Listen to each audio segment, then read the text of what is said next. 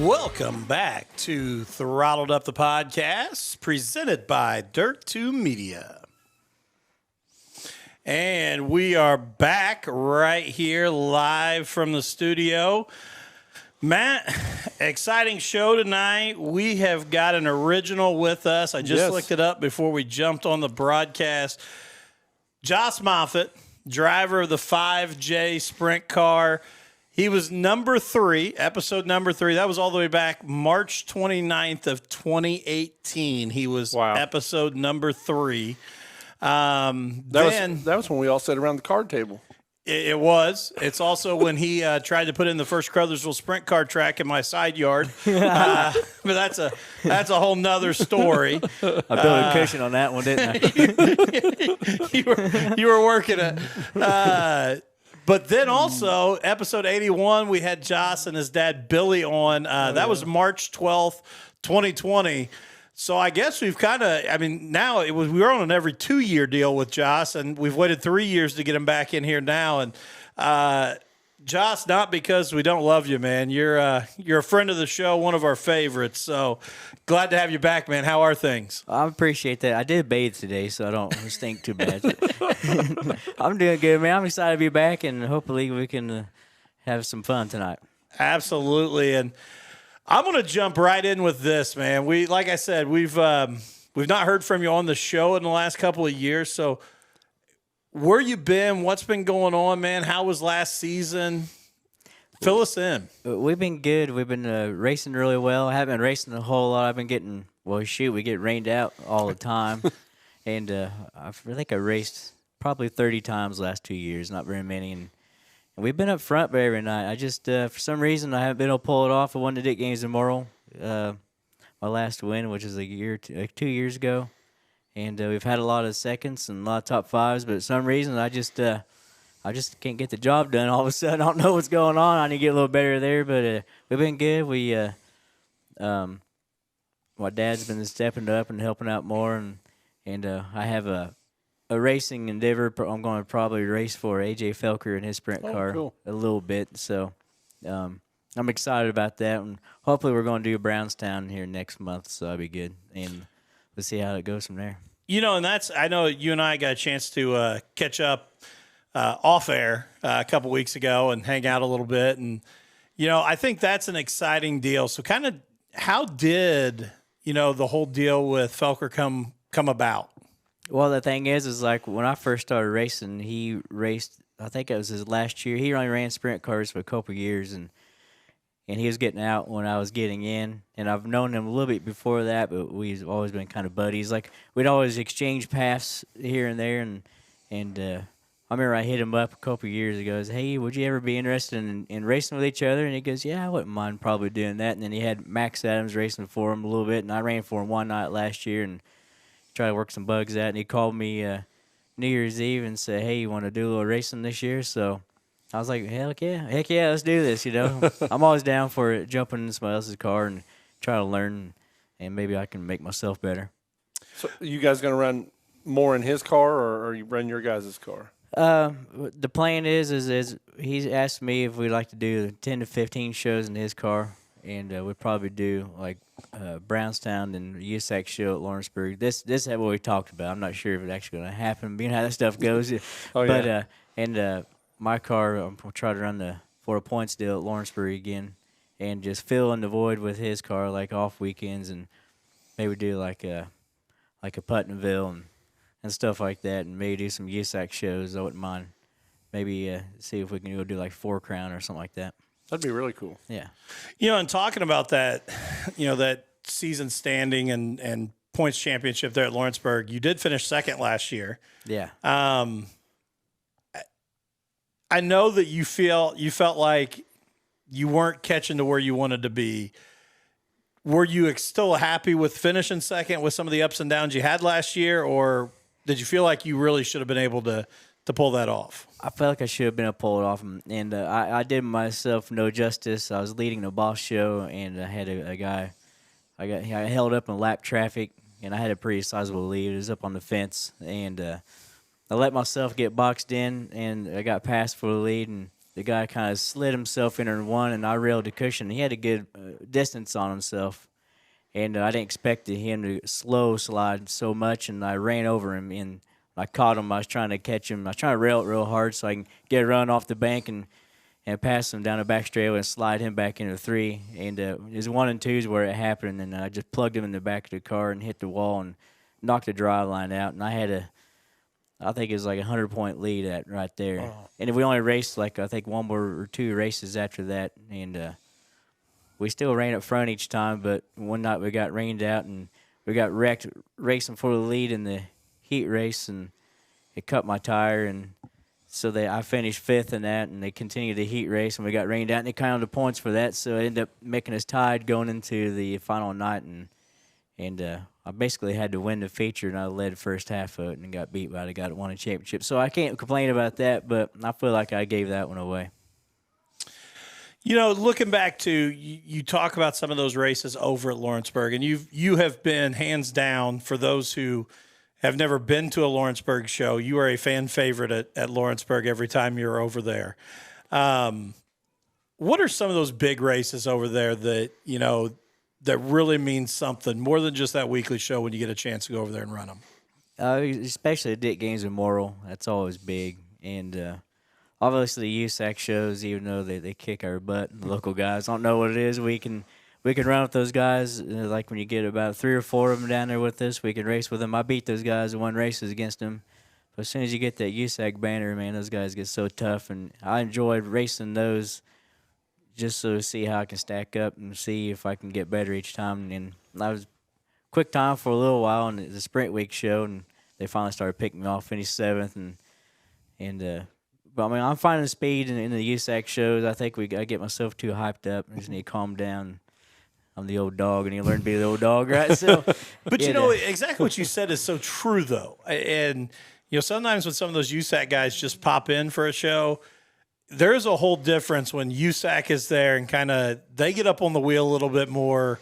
You know, I don't know if they're working their setup more and things like that, but with the USAC banners hanging up, it's a whole different show over there. Oh yeah. Do they up their game? Or does that USAC banner bother you mentally? Like you don't even realize like USAC's here. I don't think I could be a little bit of both. I've noticed I get more nervous because the whole qualifying aspect means so much. Oh yeah. But when we start racing, I'll race just as good as those guys do. It's so hard to get qualified. And I finally learned how to qualify with them. But it's so freaking tough because we don't qualify around here anymore. We do like group qualifying and practice hot laps, and that's totally different than going out single car. I mean, you have to be perfect. And I don't know how many times I've made like one hell of a lap, and I'm like, man, I got to be like top of the board, and I'm 15th. Right. I'm like, how did that happen? You know what I mean? Is that not the most mentally defeating thing? Oh, like, man. When you feel, I just killed this thing, and you come back around and you're like, that wasn't nearly as fast as what I thought that was. Well, you have nothing to gauge off of while you're out there. When you're a single car, no, you got nothing. You're right. Because sometimes I think I hurt myself. I bury it in the cushion, and it's wide open, and I'm cowboying it up, and the elbows are flying. Like, man, that's awesome. Then I'm like, nah, it wasn't.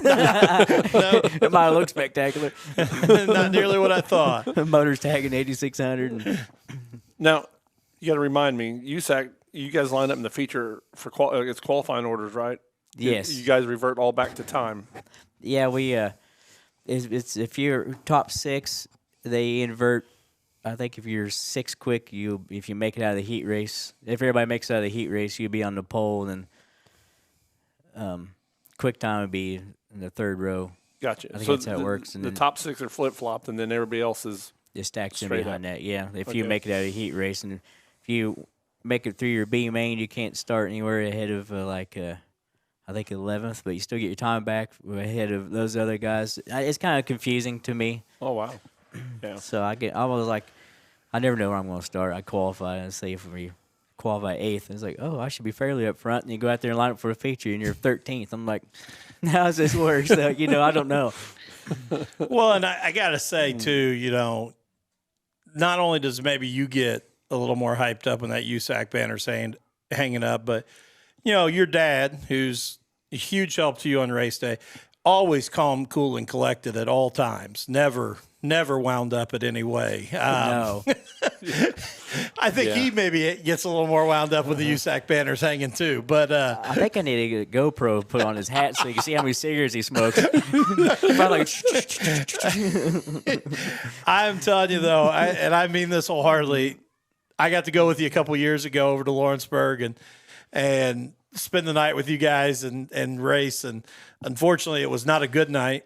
You have absolutely invited me to come back anytime, even though I wouldn't invite me after the way that night ended for you. But I have to say, your dad is one of the most entertaining human beings at the racetrack you could ever be around. that's so funny. Rodney Reynolds, I was over there hanging out with him the other night, and he's like, Josh, I got a picture I got to send you. He says, I was watching the Flow racing earlier this year, and you guys are lined up for the heat races, and you can see Dad in the grandstands and with the hat in his hand, and he's right there in the picture. He's like, it's freaking great. It's my pops, you know. I mean, what can I say? He's very forgive me for saying his dad, but sometimes you're a little dramatic. I love it though. That's what makes everybody like Dad. You can't. Yeah, I mean it. I love him to death too, and that was one of the funnest evenings I ever had. And like I said, not the result we wanted in any way, shape, or form, but it was a blast to hang out with you guys and be around him for sure. Oh yeah, he's awesome, man. Because if it wasn't for him, I wouldn't have any desire to do it anymore. Because he's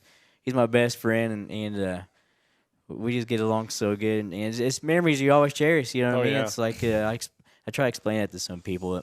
The race like father and son. It's like you gotta enjoy that. You can't be getting mad at each other, and it's hard to because it's intense. But you have to try to spin it the other way. You know what I mean?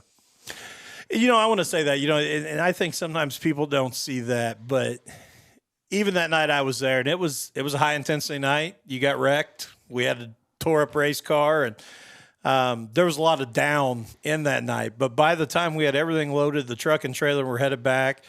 We stopped for your dad's donuts and chocolate milk, and there wasn't this argument on the way home or this or that. We were back to laughing and joking and having a good time because that's what it was about. It was about having fun and going over there. And no, it was not a good evening. It wasn't. You had a mangled race car in the trailer that was going to be a problem for the next couple of weeks. But Well, sure.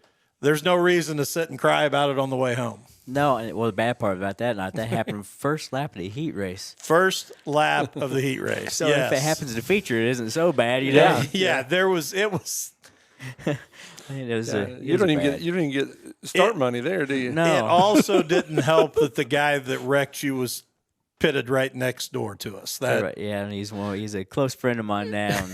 And it's one of those things. I'm not going to go into that whole lot, but it's just. It was one of not those a good moments. evening. No, I remember I quit. I quit on the front straight. I was like, "Damn it, I'm done. I'm quitting." And Bobby Gump goes, "Shut up. Go back to the trailer and think about this." Yeah, Everybody quits on the racetrack when they're broke. you Oh know? man, I'm telling you, and that was an expensive one too. Yeah, I didn't like it. My neck was sore. My pride was broken. My wallet was bent. I was like, "No, this ain't good."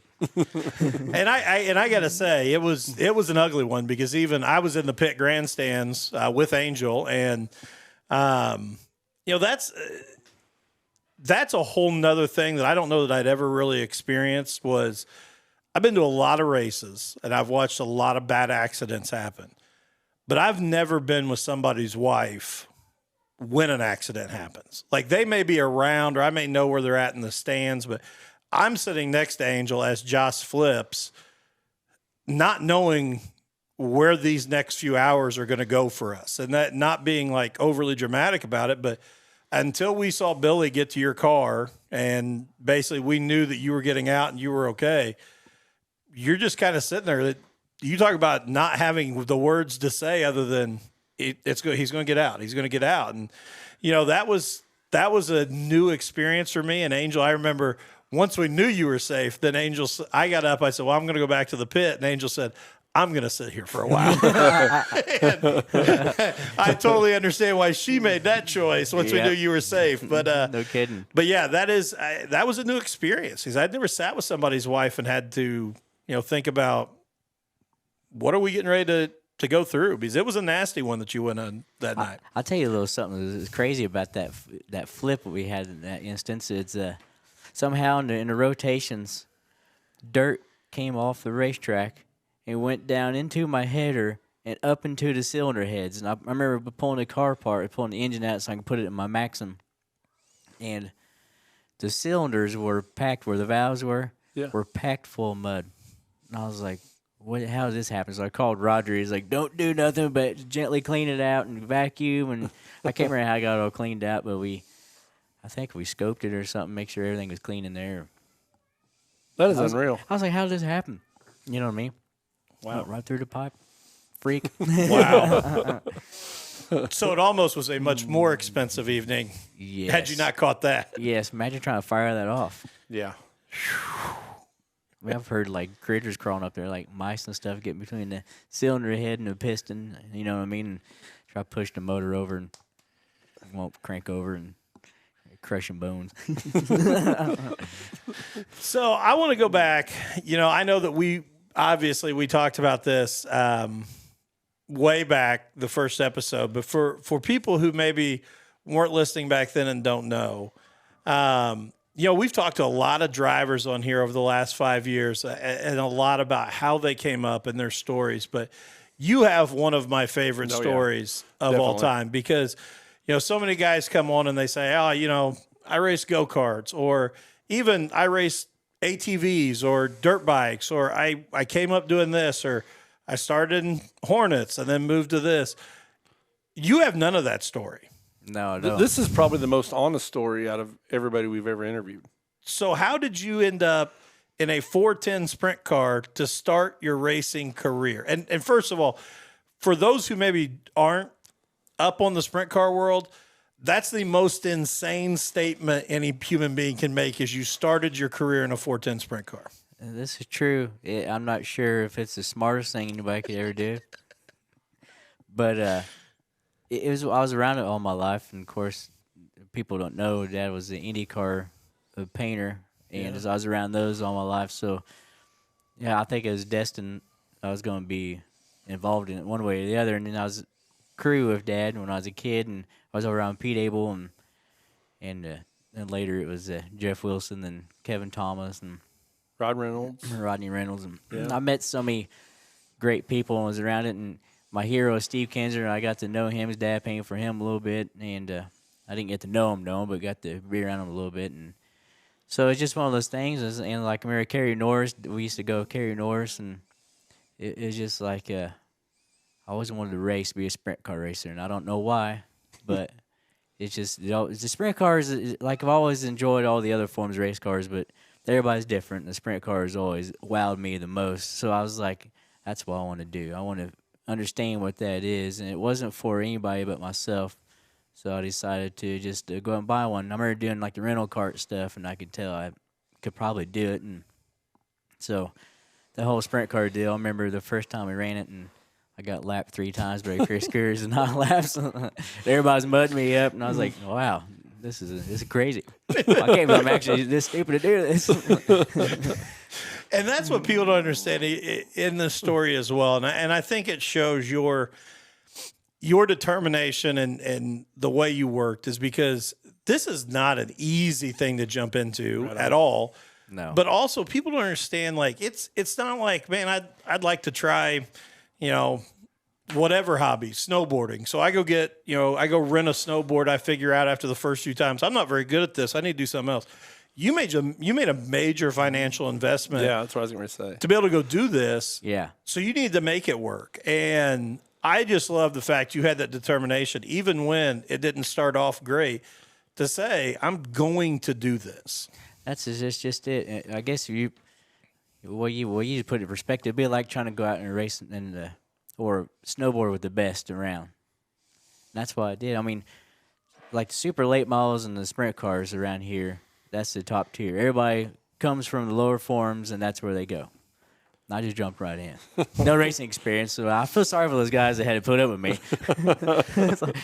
Especially, I was on the gas, you know what I mean? I was like, I should have been more afraid of it earlier, but flipped too many times. But it was definitely an eye-opening experience. Man, it's just some of those moments I think back, and I cherish them so much. I remember racing some of the guys that I used to look up to and finally getting to beat them first time.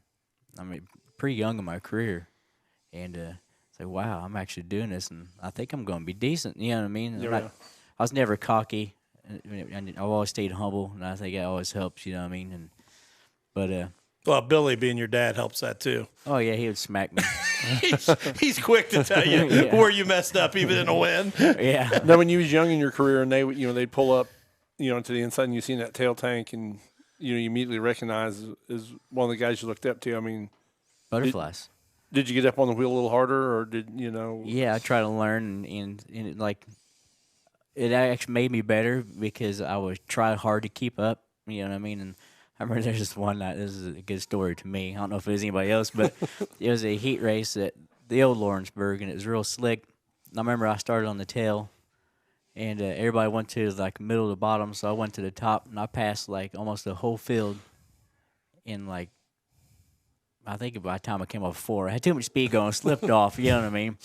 And Andy Hartwell, he walks up to me after he goes, "Where'd you come from?" I was like, "Well, I just came from last." And he goes, "I don't understand that, but where'd you come from?" He's like, "You got to understand." He goes, "You can only make a 40-mile-an-hour corner, 40-mile-an-hour corner. You can't do it in 100. Because that was impressive, though. And who were some of those guys? You share that story right there, but who were some of those guys that, like you said, they could be the guy that is just ticked off that you jumped in and you didn't have this experience, but who saw something in you and gave you those, those bits of knowledge you needed? Well, some of the guys that really stuck out, and they're still friends to this day, is Brandon Petty. He was huge. He taught me about angles, and I remember one night he was like, "Come out here in a hot laps and get behind me and follow me. I'm gonna teach you how to run the cushion." And unfortunately, he slipped off of it too, and I slipped off with him. And he's like, "You ain't supposed to do that, You told me to follow you. I'm right here. And my good buddy Matt Westfall, I learned a lot from him, and some of those guys, That guy, dude, has just been. He can drive anything with a steering wheel, man. He's awesome, man. I love that guy, and he's so underrated, in my opinion. I agree. He's good in everything. It's unfortunate, like when he had that nice late model ride. I remember he was in Charlotte, and he was running it. I think he ran in top 10 both features, and they just hired that one boy, and I think I can't remember, he ran up front or won, and he's like, "Moffatt, I think I just got fired." And I was like, "What do you mean we run the top 10? He goes, "I think I got fired." But he's a phenomenal racer, and we still chat, and every once in a while I get a little behind on setup, and I'm like, "Matt, this one I feel," and he goes, "You need to do this with your torsion bars, or you're too much in and out." And I always listen to my buddy Brad Bennick, and the three of us, we all think pretty much similar with each other, but it's nice to hear another driver say, "Hey, this is what you're feeling, this is what you need more lefter drive, so do this, even up bars in the back," or it's just neat to feel that, and after he tells me, and I can kind of bounce ideas off and back and forth with him, you know what I mean? I tell him, like, he comes to Lawrenceburg, he's like, "This is what I'm doing right now to run the fence, and this is how I'm doing with this corner and with my throttle and stuff like that," and it helps him too, you know what I mean? Oh, that's good. At least I think it does, I hope. He runs good over there when he shows up. So I want to ask this, because you brought up Old Lawrenceburg, and you've been on both tracks a number of times. How do you compare Old Lawrenceburg to New Lawrenceburg? Where do you stand in that whole debate? Oh, man, the old one reminds me, kind of reminds me like a gas city. Mm-hmm. If I tell you a track, Waynesfield, Ohio, and I've been there years. If I want to try to go back to this year, I love that place. I won some races over there and always ran good over there. But it drove a lot like the old Lawrenceburg. It just had a wall around 3 and 4. And something about that with the black dirt just suited me. And I think it always made me happy going there, because it made me feel like I was at the old Berg and I go back to the Speed Palace, you know what I mean? So it's kind of like a gas city without it tightening up off of 4 real bad. That's kind of... How do you like the new Lawrenceburg? I absolutely love it. I do. I think it's a thrill. A lot of people don't like it. The only thing that I don't like about it is when there's early, like heat races. If there's a little bit of moisture, it gets strung out, like a wing sprint car deal in a heat race. So you got to make your moves on the first lap, and after that, and you can make passes, but it takes you 2 laps to run a guy down passing. Then you got another 2 laps to run that guy down passing. Then You're out of time. You're out That's of the time only- before you get there. Yeah, that's the only thing bad about it. It's like going to run Eldora Speedway. You're just hammered down. It almost seems like there's so much wasted track in 1 and 2 at the new configuration. Though, like you've never seen no one really want to run up high right there. So.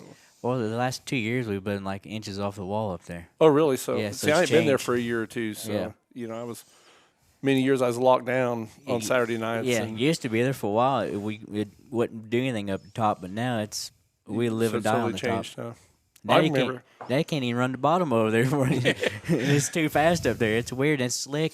He has a little moisture around the tires or infill berm, but you still gotta be tackling the fence. I remember, years ago at Eldora, if you didn't run the wall, you couldn't go, and now everybody wants to run the bottom. Yeah, I know, You it's crazy. It's crazy. No one went. If you seen somebody on the bottom, it's like they're slow. They're not doing nothing. And You're right. And to me, Eldora is watching the guys bounce off the wall. I mean, that's Yeah. what makes Eldora, right? And the big yeah. sliders, and I mean, I could be funky in my ways of thinking, but as a fan, man, you go watch that crap. It's like it takes your breath away. Who could hold up the most, 15 years ago, if you seen somebody go into turn 1 and they were down by the the inside fence, you're like, they're getting out of everybody's way. Now they're fighting for that spot down Yeah, there. you're Like right. You're right. That is It's so wild. unreal, man. It's wild. I even watch guys run through the middle now over there and get away with it. Yeah. Well, and going back to Lawrenceburg, I think there's a lot of nostalgia with the old Lawrenceburg, but I'm telling you, that is the hands down best facility all Oh, around. absolutely. It is. There is. I mean, if you have not gone to Lawrenceburg to watch a race, and we can sit and debate track configuration, all that stuff. I know there'll be some listeners like, but if you've not gone and sat in the stands, that is hands down the best facility in Indiana right now. And It's beautiful. oh my gosh, love that place. Yeah, Love it. Dave does an awesome job. I cannot imagine. And thankfully for him, he has a small crew, but cleaning the place every Sunday, all the dirt and the grandstands and trash. And that place is huge, and the restrooms are beautiful too. Yeah. Nice stainless urinals, and of course you have the beer lines, which everybody likes. And That's a plus anytime. yeah, You feel like you're almost showing up at like a NASCAR track or something. I mean, it is the grandstands are perfect, like you said. The entire facility is like nice everywhere you go on there. that's great. Yeah, it's like I always try to if somebody's never been before, it's like even like I'm drawing a blank right now. That big modified race that has the late models, that's a good one for people to go to and never been. If they want to watch stock cars running, or to come watch us race, or like the Summer Nationals. Summer Nationals, or even like the World The Merle Outlaws. Downey, I think. Merle Downey, yes, that's it. Yes, Yeah. that's always a great show. Yeah. And like the World Outlaw Sprint Car show, there's probably my favorite. That's one of my favorite races to watch. I wish I could get some wings and run that deal, but Well, and I'll say this too. I mean, even though it is such a big track, if you get a chance to even catch Midget Week there, oh man, Oh yeah, absolutely. especially if Larson's in the field, go. They do some insane things because those midgets are all over the place, slide jobbing each other. midgets are great, and the slide jobs are like 10 stories tall. They're going through the infield and bouncing off the wall. I'm like, holy crap! They're half the size of our sprint car, and they're going the same speed. It just blows It's me away. insane. Yeah. I say, how they going that fast? I don't get it. So I want to ask you this too, because the other night, a couple weeks ago, when we got together and caught up a little bit, we started talking. I just brought up Kyle Larson. Kyle Larson is the talk of everywhere right now because the dude has set the world on fire, from everything from obviously his sprint car stuff to what he's doing in a late model with some of that. To we kind of forget sometimes that he's also running NASCAR, the biggest thing in the country, but he's also going to run the Indy 500 next year. That's going to be great. In my opinion, I think he'll be okay, but I don't think he's going to be great in that, because Kyle Larson is one of those guys where he has more car control than anybody, and I think in any car, if you step out sideways at all, you're done. I could be wrong, but I want to get your guys' opinion on that. I think that he definitely has the balls. He's not going to be afraid of it. I think he's hands down the best driver in the world. I agree. And that's hard. And I think historically, even That's hard for me to say. I grew up a Stewart fan. I'm a diehard Stewart fan. I didn't think I'd ever say someone was better than him, not in one aspect of being able to race anything. I do think Larson is that guy. I agree with you 100%. And I was interested, probably more than even other people, watching Connor Daly at the Daytona 500. And I think he struggled a lot because the NASCAR cars, the stock cars, move so much more. I think that's a huge change. That car is stuck. You're not going in, wheeling back to the right. If you're wheeling to the right, it's all over. Yeah, I think it takes away what makes Kyle Larson so good. That's my concern. See, I agree with you guys on Kyle at Indy. I think he will do. I think he will get the most laps out of anybody that's attempted the double. Me too. I think he'll finish and be good. In the day, I think he will get all of Indy. And I don't know if he'll get all of the 600 because that's a lot of. I would pass out. Oh yeah, and I think with Connor Daly, because I was going to comment on that too. I don't think the team knew what they needed for him, because when he went out for the duels, the car hopped like it was, a bouncy ball, and they found out that they had the whole thing locked down all the way around. Yeah, and I don't disagree with that either. I think so. It's like a go-kart then, essentially, wasn't it? It really, yeah. There was no suspension. The only suspension he had was the tire, the sidewalls of the tire, and I think he's a way better driver than the team allowed him to be because of the car. And I don't disagree with that about Connor Daly, because I think Connor Daly's a talent, and I'm not taking anything away from him. No, for sure. I would love to hear, honestly, Tony Stewart's opinion. Yeah. And not from and that's why you couldn't ever do it on the radio, but maybe you could with Tony. Who knows if you called him at the right time. He's raced both. I would love to hear what he thinks the challenges will be for Larson. But I just think, I'm like you guys. Everything Larson drives is loose. It's wide open. He's the one in control. I don't know how you do it when it's stuck. Yeah, and that thing controls you. And we had so much telemetry and all that stuff. I mean, I can see him running top 10, but I don't think he's going to win it unless it's a freak. I mean, I hope I prove wrong. I'd be awesome to see him win it. Yeah, I would too. And the place he loves to run the most is right against the wall, and IndyCar doesn't do that. No, in the marbles, you'd be done, Yeah. And even the idea of passing, like you look at how Larson loves to pass. I mean, even in NASCAR, and I hate when they call it a slide job in NASCAR. Me too. Because it's not a slide job. But he mimics that passing style in NASCAR. He loves to undercut people and slide back up in front of them, transition back up in front of them. That's not how you pass in Indy either. And for him to sit and be patient and then make the moves he's got to make, it's just not his style. So I think he's hands down the best. I think anybody doubting him or talking about doubting him is only going to fuel him to even be better. So I hope I eat every word I have said tonight. You and me both. It'd be awesome if he would actually see this. Yeah, so I hope like crazy he goes out and absolutely dominates it, but it's just a whole nother world. It is, and it's not anything to knock his driving, because he's, like you said, I think he's the best driver there is, period. It's just a totally different style. I'm amazed at the amount of different cars he can get in a week and stay as consistent as he does, because I go from driving my truck to the wife's car, and I have to adjust, driving those, and he's going from these racing machines and just switching complete everything, crazy, just goes right out and does it. Because like people are a creature of like comfort. You know what I mean? You want to sit in your office, your race car, and you want it to feel like your own every single time. Each race car you get in, and it's going to be totally different from a sprint car. Each sprint car you get is going to be different. Each late model you're going to get in, even if that team has two different late models he drives, they're going to feel a little different. Seat might be a little different in this one and there's that one, and it's amazing to me how he can run a all-star show or outlaw show, run up front. Next night he's a super late model, run top 5. Then he goes Sunday and runs top 5 in a cup car. I'm like, this guy is just out of this world. I don't understand how he does it. And I think sometimes people forget as well. And again, this is not knocking Tony, because I am one of the biggest Tony fans you'll ever find. at Tony's height in NASCAR, when Tony was competing for championships regularly, yes, he was bouncing into some dirt shows and showing up wherever they were racing NASCAR. He wasn't chasing series. And he wasn't like he would show up, he'd bounce in, he'd be there, he'd run it because he enjoyed it. He wasn't chasing like flow racing night in America like what Kyle Larson is against the best of the best.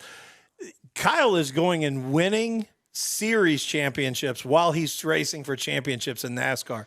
Again, not a knock on Tony, but that's a whole different deal than just, I'm going to pop in this local show in Pennsylvania because we're racing in Pocono this weekend, you know? Yeah.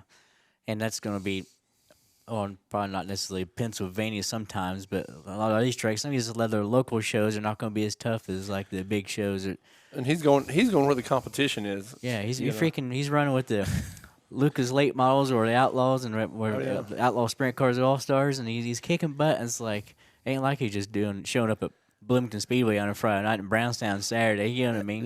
No disrespect to you. No, but you're exactly tough right. as hell to run it and win either one of those, but it's just another level, and I watch it and it just blows me away. And I was so excited. Was it a couple years ago when he won all those races? Yeah, both. Yeah, that was one of the coolest. It's like people need to appreciate this because we're probably never going to see this again. We have said that take it in now because there's no one else like him. Nowhere.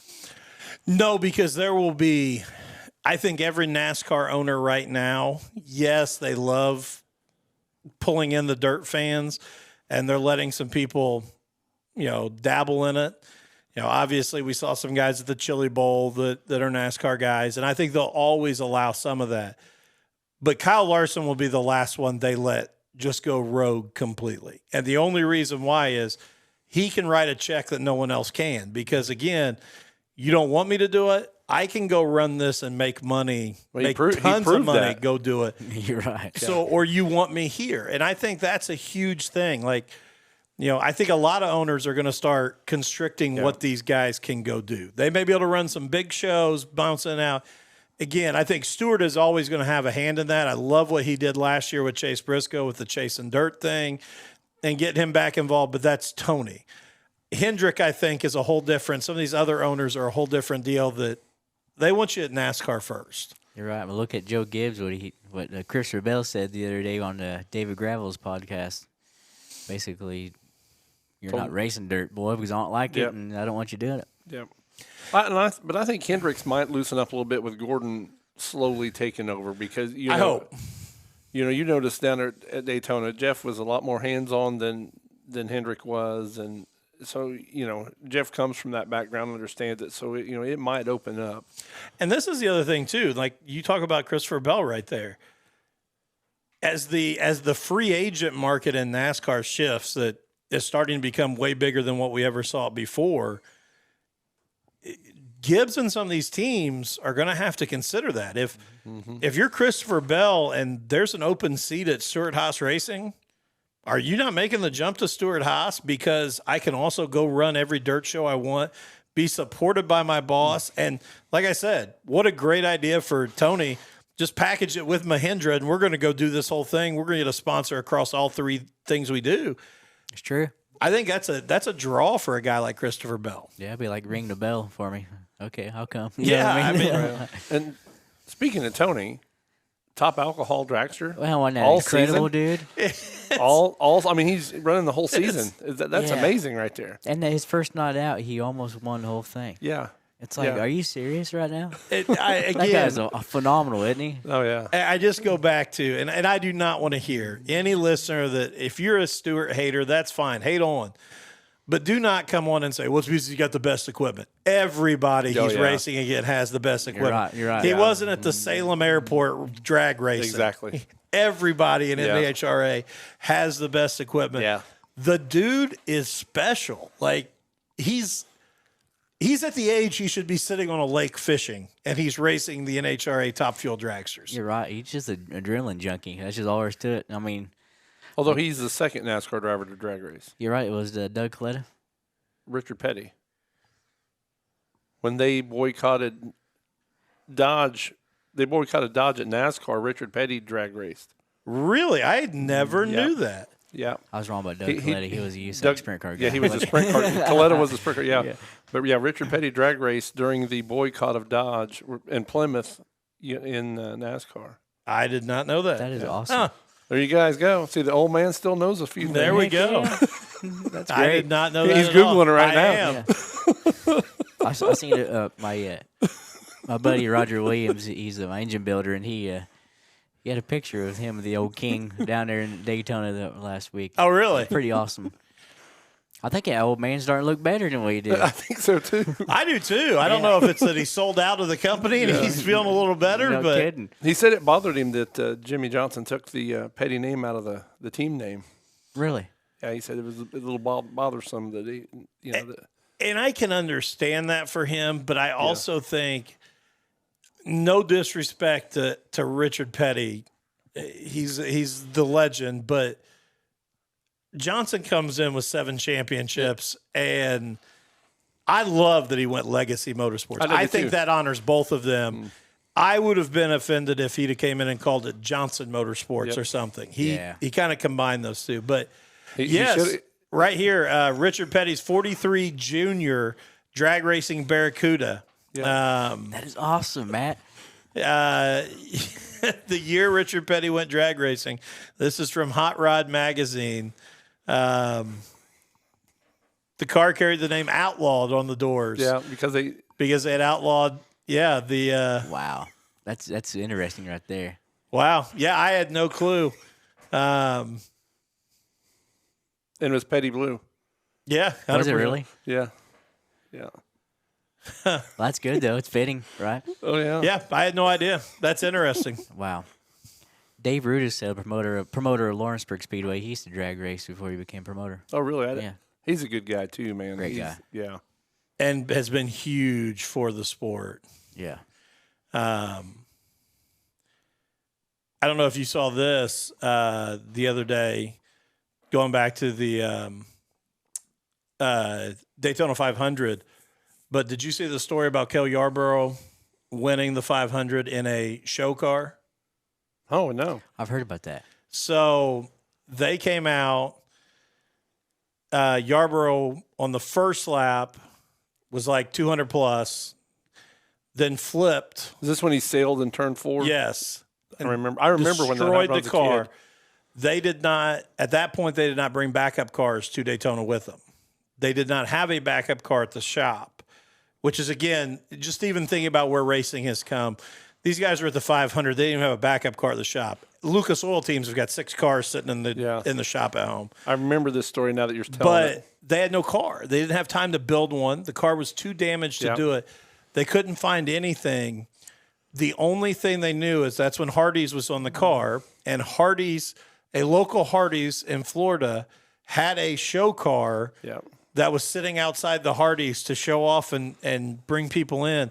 They took Buddy Baker's boy took a truck and trailer, got the car out of the Hardee's, brought it to Daytona. They worked all night to get it set up and went out and won the 500 with a car that was sitting in a Hardee's parking lot the day before. You just got to let that one sink in. That's what I like. It went through on the broadcast, and I just kind of sat there and I was watching. I'm like, they just went and got this car. It was sitting in a parking lot. You're right, and sometimes I won't have a show car sitting there. It might be like a junk steering gear I used to have. well, most of them, are. That's stuff you ain't gonna throw like new stuff on it. Just you go race with it. That's why it's a show car. You just pretty it up. Nobody's gonna know any difference. That's the only incredible. good things on them are the body panels. Yeah. I mean, that's so. And then back then they don't make them the bullets that they make them now. But you're right.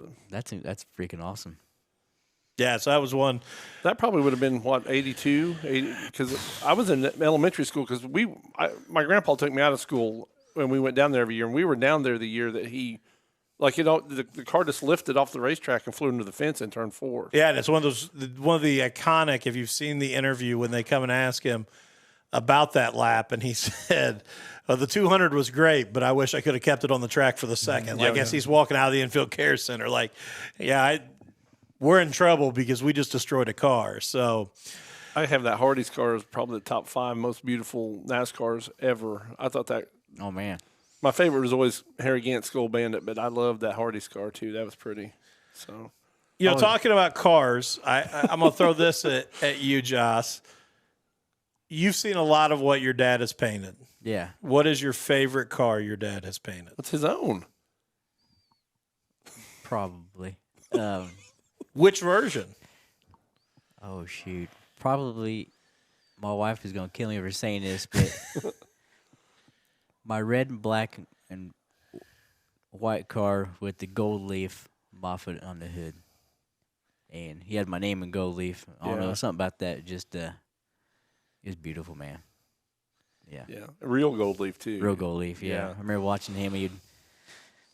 That's a talent in itself, watching them guys put that gold leaf down, man. Oh, man, it's so cool. He would put down, I think it's varnish. He's probably going to tell me I'm wrong. Furniture varnish painted on there, Moffatt, and he would get his gold leaf and his sheets. If somebody doesn't know, they can get them at a hobby store. It's real, very, very, I can't say that word. Gold leaf, we'll just put it that way. And you put it on there, and he kind of rubs it off, and it'll float in the air like a snowflake. And then he'll take a rag, use his thumb, he'll make the swirls. That's how you do old school deal, and he'll outline it with the red, and probably he had like a white pinstripe in between the black shadow, and it was freaking awesome.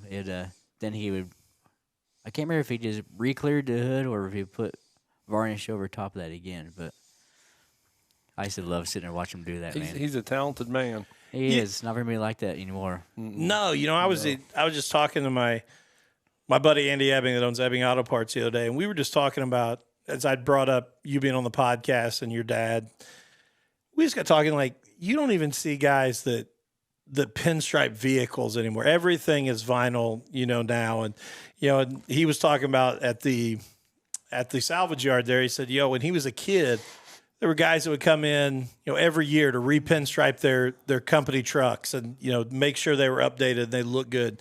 He's like, man, I miss that. I miss that idea of they'd stop by and you get to go out and watch them, hand pinstripe things. Absolutely, man. I'm thinking that the Taylor brothers in Louisville still do. That Taylor's House of Color down there. I think they might still be hand stripers, but it is few and far between. There's a guy in Cincinnati, Joshua Shaw. I drove his old classic sprint car one night, and it was a freaking blast. But he does that, and awesome painter, pinstriper. He could letter. He's just like my pops, but younger, man. It's awesome. I love seeing it. I wish I knew how to do it, honestly. No, because it's a dying art, Old Rev Black taught your dad, right? Yeah. That's right. Yeah. Good old Rev. So Dad kind of worked with him until he passed, and Dad kind of took over for him, I guess you could say. Because they both painted all the cars up in Indy back then. I know that was Rev's a big deal too. Yeah, absolutely. I wish I knew. I wish I would have known Rev. I know he's a party animal, but I didn't know the guy. He's the reason Parnelli Jones is called Parnelli. No kidding. He was Parnell, and Rev put an I on the end of his name by accident. I did not know that. Yeah, you have to ask your dad about that. I will. And I got to tell a story on my dad. That's freaking great. It reminds me of this one. You guys know who Bobby Allen is, right? Oh, yeah. Mm-hmm. Yeah. They called him Scruffy. Of course, his son's Jacob Allen, and his grandson's Logan Shoehart in the Outlaw deal. But Dad was painting Bobby Allen's helmet, and I think it was blue. And he lettered Scruffy on the side of the helmet, and he sent it off to him. It was a couple years later, back when we used to get Open Wheel magazine. And I remember he was on the cover of that dude, and he was putting tear-offs in that helmet. And I was like, Dad, that's your helmet you painted for him. And I got there looking at it, and instead of Scruffy, Dad wrote Scuffy. So I think Dad called him, and he was like, that's all right. I thought it was great. I just want to leave it. He's like, call Scuffy Allen. I'm just on that magazine. And it's on Open Wheel magazine. Yeah, right on the cover, put tear off so Scuffy, Bobby Allen. I thought I was like, Daddy, you had too many beers that night.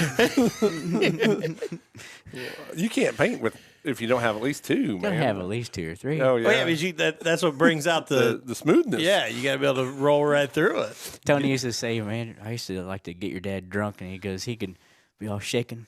He could just paint it on a straight line and pull the brush off and be all shaking again. It is, man. I will say this: your dad is a talent that we talk about appreciate Kyle Larson, appreciate some of these guys. You're not going to see it again. Your dad is part of that generation. Absolutely. He is. We're not going to see guys like him again that do that kind of stuff. And it's amazing to me. And that's why I appreciate the car that you picked. I would have a tough time picking my favorite of your cars just because every one of them looks killer. Oh, yeah. With him doing them. There's other cars he's painted that are just absolutely beautiful. And there's so many of them I can't think of it offhand, like helmets and too. He's painted some incredible helmets and I mean, just all kinds of neat stuff. I remember another story by him painting. He told me about AJ Foyt. He painted some helmets for him, and he just painted a helmet and painted AJ on the side of it. I remember seeing a picture of it, and he took it up to Gassing Alley. I think they're practicing for the 500 there, and AJ wanted to try his helmet on. Dad was trying to holler at him that the paint was wet, and he grabs it and puts it on his head, and he's like, so Dad had to wipe it off and redo it. And just that, again, let that story soak in. Yeah, yeah. Your dad's yelling at AJ Foyt to not put the helmet on because the paint is wet. Yeah. I mean, the stories that your dad has, the life he's lived is just unbelievable. And you know, I love that the coolest thing for me is I can sit here and be amazed about AJ Foyt and all the guys that your dad has worked with, but I can tell you, and I know you know it, there's nobody your dad would rather work with than you. And that's the coolest thing about being with you guys is absolutely. There's nobody that tops being Josh Moffatt's dad at the racetrack. You're right about that. And that's the thing is it's like I feel like there's history there when I work with him, really. So I try to respect him as much as I can. You know what I mean? Sometimes get a little frustrated, but he is my pops, and he's been around a long time, seen a lot of things, done a lot of things, and he does know his stuff. So, yeah, it's pretty cool, really. And also, like, to your point there, like, all the people, think about all the people I met when I was a kid growing up. I used to hang around the IndyCar shop and used to not hang out, but I used to play with my little toy cars out there in dirt, and Poncho Carter would go over there and make noises with me and stuff like that. I mean, it's just cool as hell, you know? It is. Yeah. But I also want to say, man, everything your dad has done is amazing, but you're writing one hell of a story too. And I want to be serious about that because, you know, we're good buddies outside of this podcast and we joke around and have a good time. But what you have done being that kid that was willing to jump in a 410 sprint car. And as you said, now you're becoming the old guy at the racetrack. You have written a hell of a story, man. You're a blast to go watch. If somebody's listening, you've never gone and watched sprint cars, go over and watch them at night at Lawrenceburg. Buy the pit pass, come to the pits, go see Josh. That's always there's always something going on around the pit. You're right about that. It's a good time. You always, and I will say this too, you always take time to talk to anybody that comes up. Doesn't matter.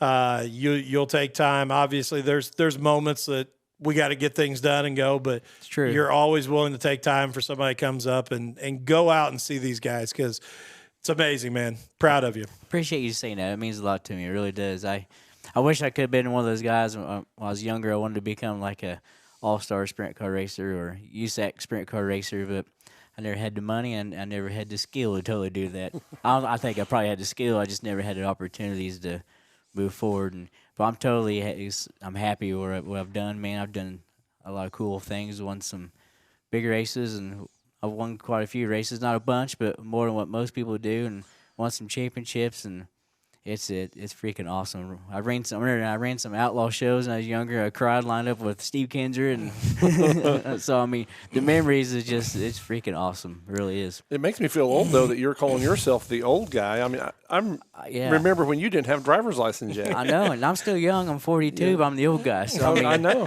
It's crazy. Yeah, you'd come down and use on a learner's permit driving Dad home. That's know, right, that was. Yeah, I bet that was scary. He's probably out the door. Wish me luck.